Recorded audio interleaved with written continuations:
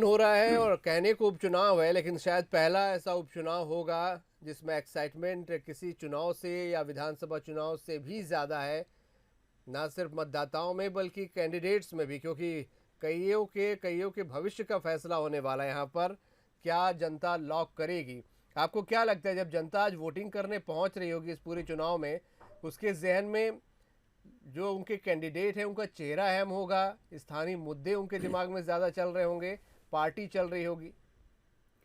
नहीं, देखिए, पहली बात तो है कि वास्तव में ये चुनाव मध्य प्रदेश में पहली बार इस तरीके का उपचुनाव हो रहा है जो बहुत सारी चीज़ों पे बहुत सारी चीज़ें तय करेगा। देखिए, पहली बार ये भी देखने को मिल रहा है कि 12 मंत्री सीधे जो है चुने जाएंगे। अगर वो चुन लिए जाते हैं जनता द्वारा तो वो मंत्री बनेंगे। अमूमन ऐसा पहले नहीं हुआ है, हमेशा यही होता रहा है कि विधायक का चुनाव होता है और वो फिर मुख्यमंत्री उनको मंत्री बनाता है। लेकिन कुछ अब ये 12 मंत्री सीधे चुने जाएंगे। पहला तो मुद्दा ये। दूसरा, जो जहां तक आप मुद्दे की बात कर रहे हैं, देखिए, मुद्दे आपको देखना है तो फिर ये देखना पड़ेगा कि मार्च में सरकार किस तरीके से बदली।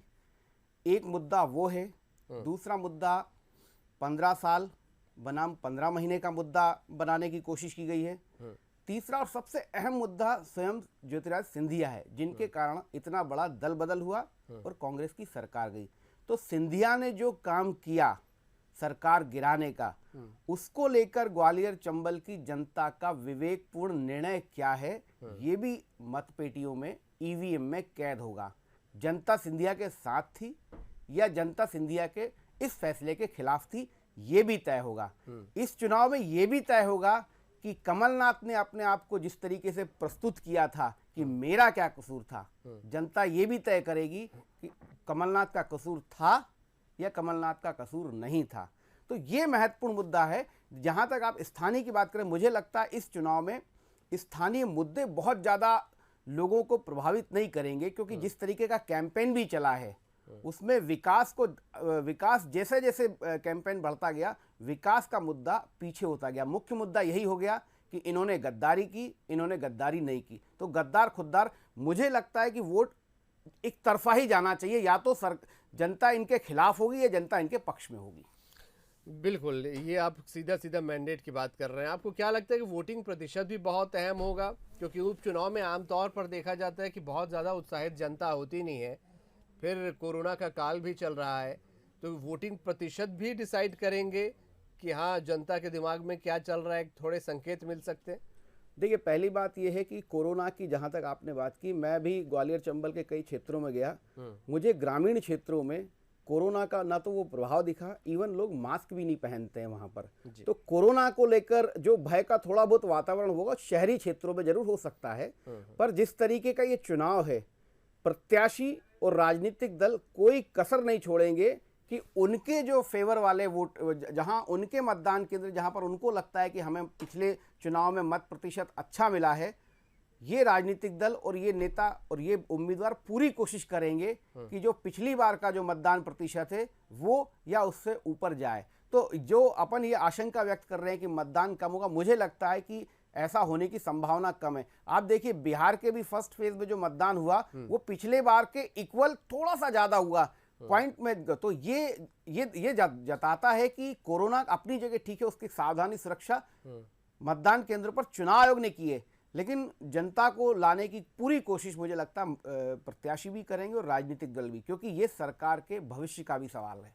बिल्कुल, सरकार के भी भविष्य का सवाल है और कई दिग्गजों के भी भविष्य का सवाल है। सुशील जी, यहाँ पर कैसी उनकी राजनीतिक गतिविधियां आगे चलेंगी, कद बढ़ेगा घटेगा, और कईयों को तो अगर हार मिली तो करियर ही खत्म भी हो सकता है। ये स्वाभाविक है। जिन 25 खासकर उन उम्मीदवारों को जो बीजेपी ज्वाइन करने के बाद उनको टिकट मिला है, उनका तो राजनीतिक भविष्य ये चुनाव ही तय करेंगे। और एक संभावना ये भी है कि यदि ये हार जाते तो मुझे लगता है कि सिंधिया कैंप में भी जो है एक असहज स्थिति बनेगी, क्योंकि सिंधिया का कद भी ये 25 उम्मीदवार ही तय करेंगे। उनके राजनीतिक करियर भाजपा में किस तरीके से बढ़ेगा, थमेगा, या वापसी का, या ऐसा ही रहेगा, ये तय बहुत महत्वपूर्ण है इस चुनाव में। तो सिंधिया, आप देखिए, सिंधिया ने जिस तरीके का इस बार आक्रामक चुनाव प्रचार किया है, जिन शब्दावली का इस्तेमाल किया है, ये इसके पहले चुनाव में कभी नहीं देखने को मिला। उन्होंने सारी बातें कही, तो ये इस बात को बताता है कि सिंधिया अपने कद को लेकर भी बहुत ज़्यादा चिंतित हैं। बिल्कुल सुशील जी, ना सिर्फ सिंधिया बल्कि कमलनाथ की भी हम बात करेंगे यहाँ पर, क्योंकि काफ़ी कुछ उनका भी दांव पर लगा है। 18 की तरह लीड भी किया है इस बार, और जैसा आपने बताया कि कैंपेन अपने आसपास ही उनके घूमता भी रहा है, पूरे चुनाव का सिर्फ कमलनाथ के आसपास ही घूमता भी रहा है, तो उनका भी भविष्य इसमें काफ़ी कुछ तय होगा। देखिए, कांग्रेस की तो मजबूरी थी। कांग्रेस के पास स्टार कैंपेनर आप पिछले चुनाव में देखें तो 3 थे, कमलनाथ, दिग्विजय सिंह और ज्योतिरादित्य सिंधिया। सिंधिया ने पाला बदल लिया। दिग्विजय सिंह की चूंकि 1993 से 2003 का जो उनका कार्यकाल है, उसको लेकर कहीं ना कहीं लोगों में नाराजगी है, और उस कार्यकाल के दौरान कुछ फैसले लिए गए थे जिससे एक वर्ग भी नाराज रहता है। तो दिग्विजय सिंह हमेशा, आप देखिएगा, कांग्रेस की मध्य प्रदेश की पॉलिटिक्स में रणनीतिकार के रूप में मौजूद रहते हैं। फ्रंट में वो बहुत कम आते हैं, तो स्वाभाविक है एक ही चेहरा बचा था, कमलनाथ। दूसरी वजह है कि चूंकि मुख्यमंत्री थे, उनके 15 महीने के कामकाज का जो जिस तरीके से वो बताते हैं, कांग्रेस पार्टी कहती है कि हमारा कार्यकाल सर्वश्रेष्ठ था, हमने बहुत सारी चीजें नहीं की थी, तो उस आधार पर कमलनाथ ही एकमात्र विकल्प थे जिसको लेकर आप मैदान में उतर सकते हैं। तो ये इस कारण जो है कमलनाथ। और दूसरा, सरकार गिरी है तो वो एक सहानुभूति फैक्टर की तरफ भी कमलनाथ ने जाने की कोशिश की है। चाहे उनका आप पत्र पढ़ लीजिए, या आप जो जहां जहां उन्होंने भाषण दिए हैं, उन्होंने ये बात जरूर कही है कि मेरा क्या कसूर था, मैं खरीद फरोख्त के खिलाफ था। तो ये एक जो सहानुभूति फैक्टर के हिसाब से जनता के बीच में जाके जनता को प्रभावित करने की, लुभाने की जो कोशिश थी, ये कांग्रेस की स्ट्रेटेजी का बड़ा हिस्सा था। और लोग और परसेप्शन में जो देखिए तो दोनों चीजें बनी हुई हैं। आपको किसी भी 28 सीटों पर अलग अलग एरिया में अलग अलग बातें सुनने को मिलेगी। तो इस परिणाम को लेकर बड़ा अहम बात